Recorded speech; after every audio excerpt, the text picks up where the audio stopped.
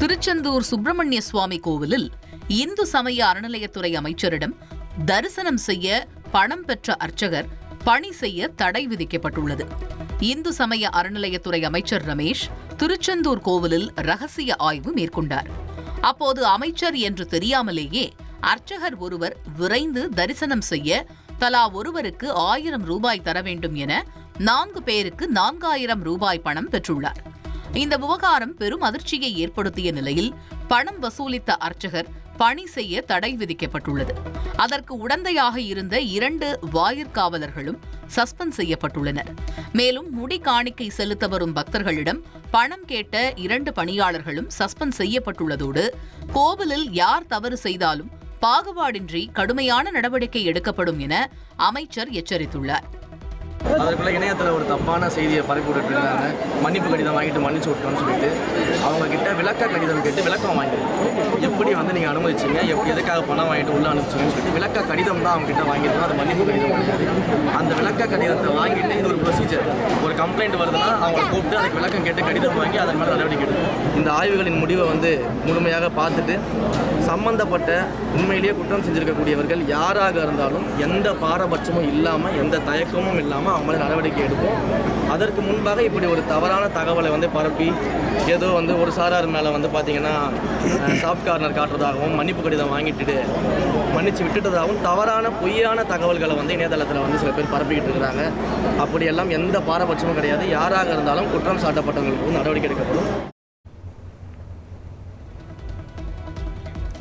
கத்தரி வெயில் காலம் முடிந்த நிலையிலும் தமிழகத்தில் நேற்றைய தினம் 13 இடங்களில் வெயில் சதமடித்துள்ளது. அதிகபட்சமாக திருச்சியில் 104.18 டிகிரி ஃபாரன்ஹீட் வெப்பம் பதிவாகியுள்ளது.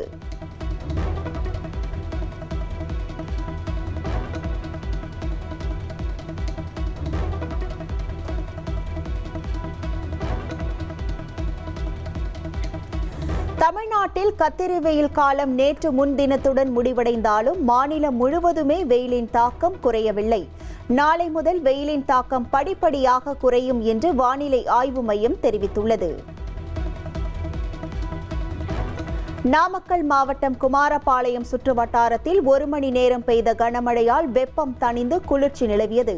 கிருஷ்ணகிரி மாவட்டம் ஹோசூர், ஊத்தங்கரை உள்ளிட்ட பகுதிகளில் பெய்த மழையால் சாலைகளில் மழைநீர் பெருக்கெடுத்து ஓடியது.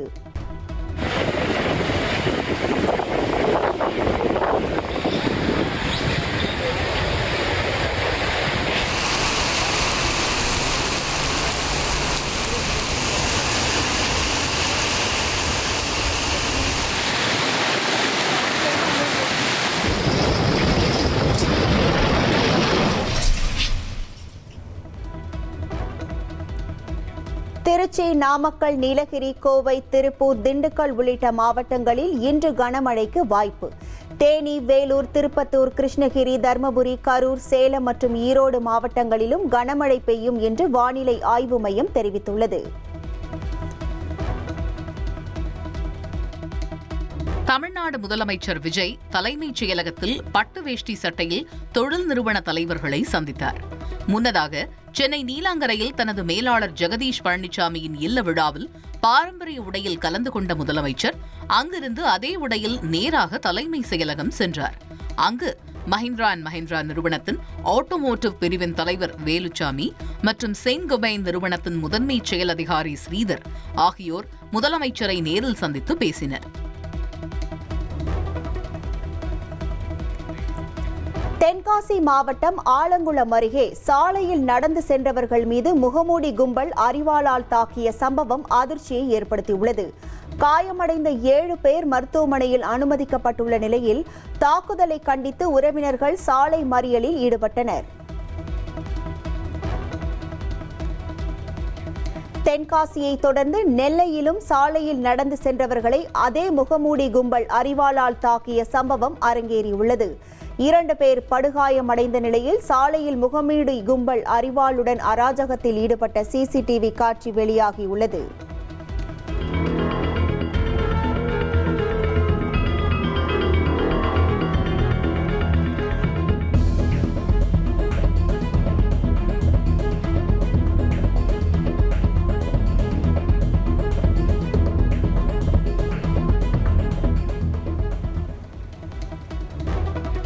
நெல்லை, தென்காசி மாவட்டங்களில் 9 பேரை அரிவாளால் வெட்டிய சம்பவத்தில் 4 பேரை போலீசார் கைது செய்துள்ளனர்.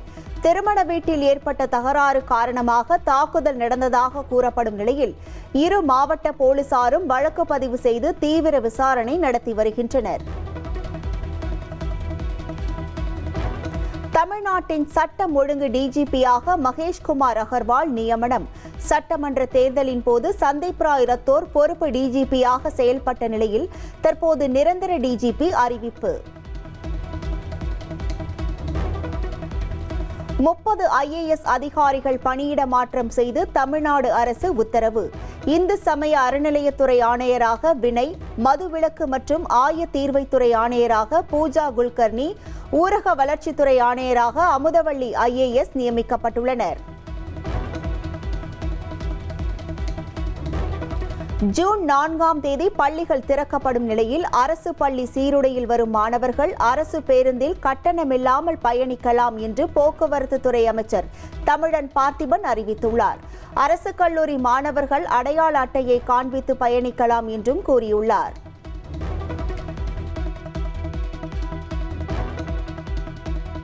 கர்நாடகாவின் அடுத்த முதலமைச்சராக DK சிவகுமார் பதவியேற்க உள்ளதாக தகவல்கள் வெளியாகியுள்ளன.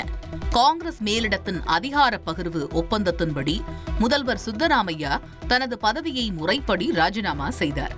அப்போது அமைச்சர்களிடம் உருக்கமாக பேசிய அவர் தனது ராஜினாமா கடிதத்தை ஆளுநர் மாளிகையில் வழங்கினார்.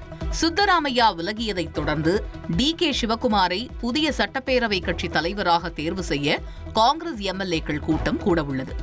DK சிவகுமார் அடுத்த முதல்வராக பொறுப்பேற்க உள்ளதால் அவரது ஆதரவாளர்கள் மாநிலம் முழுவதும் பொதுமக்களுக்கு இனிப்புகள் வழங்கி கொண்டாடி வருகின்றனர். கடலூர் மாவட்டம் வடலூரில் பெண் ஒருவர் கொலை செய்து புதைக்கப்பட்ட சம்பவம். 5 தனிப்படைகள் அமைத்து விசாரணை நடைபெற்ற நிலையில் மீன் வியாபாரியான சம்பத்குமார் என்பவர் கைது. வடலூரில் கொலை செய்யப்பட்ட பெண்ணிற்கும் கைதான சம்பத்குமாருக்கும் ஏற்கனவே பழக்கம் இருந்தது போலீஸ் விசாரணையில் தெரியவந்துள்ளது. சென்னையிலிருந்து திரும்பிய பெண்ணை பைக்கில் அழைத்து செல்லும் போது தகராறு ஏற்பட்டதால் கொலை செய்து புதைத்ததாக வாக்குமூலம். வடலூரில் பெண் முகம் சிதைத்து கொல்லப்பட்ட வழக்கில் 12 மணி நேரத்திற்குள் கொலையாளி கைது செய்யப்பட்டதாக மாவட்ட காவல் கண்காணிப்பாளர் தெரிவித்துள்ளார். கொலையான பெண்ணின் செல்போன், கைப்பை பறிமுதல் செய்யப்பட்டு விசாரணை நடைபெற்று வருவதாகவும் அவர் விளக்கம் அளித்துள்ளார். சம்பத்குமார் என்பவர் இப்ப கைது செய்யப்பட்டிருக்கிறார். அவரிடம் இருந்து அந்த குற்றத்துக்கு உபயோகப்படுத்திய பைக்கு பறிமுதல் செய்யப்பட்டுள்ளது. அதுபோல அந்த அம்மாவுடைய இறந்து போன மஞ்சுளாவுடைய செல்போன் அவரிடமிருந்து பறிமுதல் செய்யப்பட்டுள்ளது. அதுபோல் அந்த அம்மாவுடைய பேக் அதையும் ஒரு இடத்துல போட்டு வச்சிருந்தாரு, அதையும் நம்ம பறிமுதல் செய்யப்பட்டுள்ளது. வடலூரில் இளம் பெண் கொலை செய்யப்பட்ட சம்பவம் மிகுந்த அதிர்ச்சியை அளிப்பதாக எதிர்க்கட்சித் தலைவர் உதயநிதி ஸ்டாலின் கண்டனம் தெரிவித்துள்ளார். பெண்கள் பாதுகாப்புக்காக அறிவித்த சிங்க பெண்கள் சிறப்பு அதிரடி படையின் தொடக்க விழா தள்ளி வைக்கப்பட்டுள்ளதா அல்லது அந்த முயற்சியே தள்ளி வைக்கப்பட்டுள்ளதா என்றும் கேள்வி எழுப்பியுள்ளார். IPL கிரிக்கெட் தொடரில் குஜராத் டைட்டன்ஸ் அணி 3வது முறையாக இறுதிப் போட்டிக்கு முன்னேறியுள்ளது. பஞ்சாபில் நடைபெற்ற 2வது குவாலிஃபயர் ஆட்டத்தில் ராஜஸ்தான் ராயல்ஸ் அணியை 7 விக்கெட் வித்தியாசத்தில் வீழ்த்தி குஜராத் அணி அசத்தியுள்ளது. ராஜஸ்தான் ராயல்ஸ் அணிக்கு எதிரான பிளே ஆஃப் சுற்று ஆட்டத்தில் குஜராத் அணி கேப்டன் சுப்மன் கில் சதம் விளாசினார். 53 பந்துகளில் 104 ரன்கள் விளாசிய சுப்மன் கில் ஆட்ட நாயகன் விருதையும் வென்றார். IPL தொடரின் இறுதிப் போட்டியில் RCB, குஜராத் டைட்டன்ஸ் அணிகள் நாளை பல பரீட்சை நடத்துகின்றன. அகமதாபாத்தில் நடைபெறும் போட்டியில் 2ஆம் முறை சாம்பியன் பட்டம் வெல்லப்போவது யார் என்ற எதிர்பார்ப்பு அதிகரித்துள்ளது. நடிகரும் ரேசருமான அஜித் குமார் துபாயில் கிரிக்கெட் வலைப்பயிற்சி மேற்கொண்டார். பல்துறை விளையாட்டு போட்டிகளில் கலக்கும் அஜித் குமார் தற்போது கிரிக்கெட்டில் ஆர்வம் காட்டி வருவது ரசிகர்களிடம் கவனம் பெற்றுள்ளது. சீனாவின் விண்வெளி வரலாற்றில் சுமார் 7 மாதங்கள் விண்வெளி நிலையத்தில் தங்கியிருந்த விண்வெளி வீரர்கள் பத்திரமாக பூமிக்கு திரும்பியுள்ளனர். பல்வேறு ஆராய்ச்சிகளை முடித்து பூமிக்கு திரும்பியவர்களுக்கு உற்சாக வரவேற்பு அளிக்கப்பட்டது. 青山跟踪结束。返回苍渚路。青山跟踪结束。熊营长，动摇航天员已出操。119车，报告完毕。都不明白。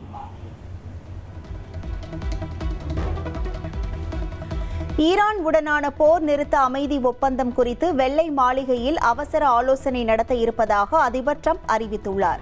அமெரிக்காவின் நிபந்தனைகள் ஏற்றுக்கொள்ளப்பட்டால் மட்டுமே கடல்வழி முற்றுகையை கைவிடுவோம் என்றும் அவர் திட்டவட்டமாக தெரிவித்துள்ளார். ஸ்பெயினில் கோடை காலம் தொடங்குவதற்கு முன்னரே வெயில் வாட்டி வதைக்க தொடங்கியுள்ளது. பார்சிலோனா நகரில் வாட்டும் வெப்பத்தால் சுற்றுலா பயணிகள் மற்றும் உள்ளூர் வாசிகள் கடற்கரைக்கு படையெடுத்து வருகின்றனர். பிரெஞ்சு ஓபன் டென்னிஸ் தொடரில் நடப்பு சாம்பியனான ஜோகோவிச் பிரேசிலின் 19 வயது இளம் வீரரிடம் தோல்வியடைந்து வெளியேறினார். 5 மணி நேரம் பரபரப்பாக நடைபெற்ற ஆட்டத்தில் முதல் 2 செட்களை ஜோகோவிச் வென்ற நிலையில் அடுத்த 3 செட்களை கைப்பற்றி ஜோ போன்சேகா சாதனை படைத்தார்.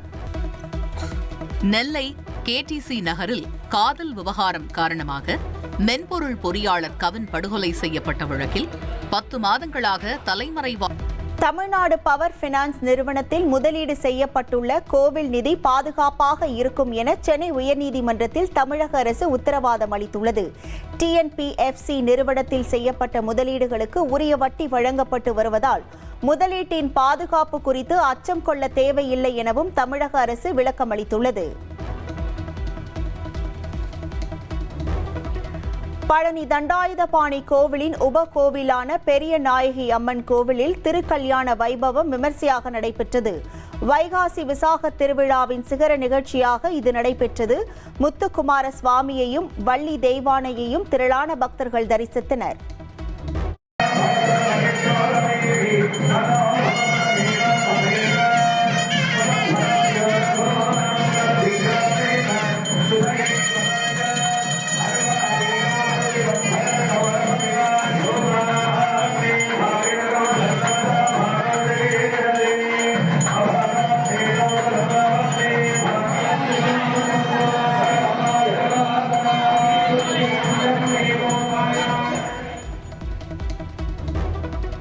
சட்டவிரோதமாக செயல்பட்ட 11 கல் குவாரிகள் மூடப்பட்டு விட்டது எனவும் திருப்பரங்குன்றம் கிரிவல பாதையில் இருந்த டாஸ்மாக் மதுக்கடைகள் அடைக்கப்பட்டு விட்டது என்றும் அமைச்சர் சிடிஆர் நிர்மல்குமார் தெரிவித்துள்ளார். வாக்களித்த மக்களுக்கு நன்றி தெரிவிக்க சென்றபோது அவர் இதனை கூறினார். இன்னொரு குவாரி ஒரே நாள்ல மூடிட்டோம். யார் யாரெல்லாம் தப்பா குவாரி நடத்திட்டு இருந்தாங்களோ எல்லா 11 குவாரி மூடிட்டோம். தொடர்ந்து இது நடக்கும். எல்லா இடத்துலையும் யார் யாரெல்லாம் இல்லீகல் குவாரி பண்ணிட்டு இருந்தாங்களோ எல்லாம் மூடுவோம். தேவையில்லாத இருந்த ஒயின் ஷாப் எல்லாத்தையும் அடைச்சாச்சு. இது வரைக்கும் தமிழகம் முழுவதும் இந்த ஒரு 10 நாள்ல 800க்கு மேற்பட்ட ஒயின் ஷாப் அடைச்சாச்சு. நம்ம திருப்பூரத்துல கிரிவல பாதையில இருந்த எல்லா ஒயின் ஷாப்பையும் அடைச்சாச்சு. கிரிவல பாதையில இருந்த எல்லாத்தையும் மூடியாச்சு. கண்டிப்பா எங்கெங்கெல்லாம் மக்களுக்கு தொந்தரவா இருக்க எல்லாத்தையும் நிறுத்துவோம். இது மக்களுக்கான அரசா இருக்கும்.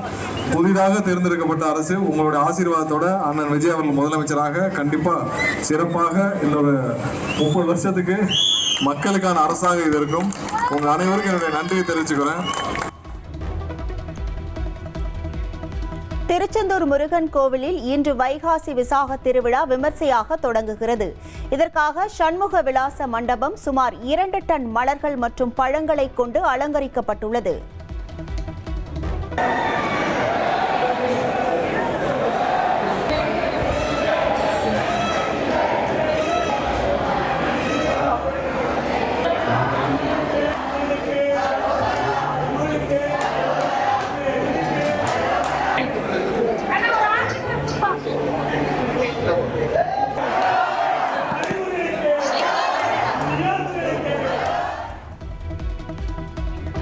கடலூர் மாவட்டம் சிதம்பரம் அருகே சவுடு மணல் குவாரியை மூடக்கோரி 4 மணி நேரத்திற்கும் மேலாக போராட்டம் நடைபெற்றது.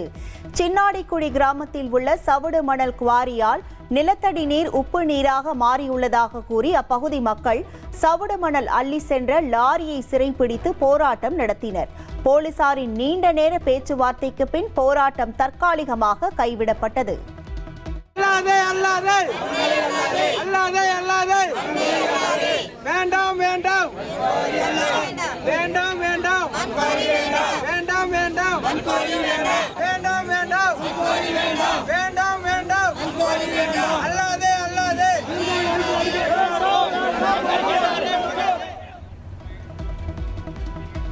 மயிலாடுதுறை மாயூரநாதர் கோவிலில் வைகாசி விசாக திருவிழாவின் சிகர விழாவான தேரோட்ட வைபவம் விமர்சையாக நடைபெற்றது.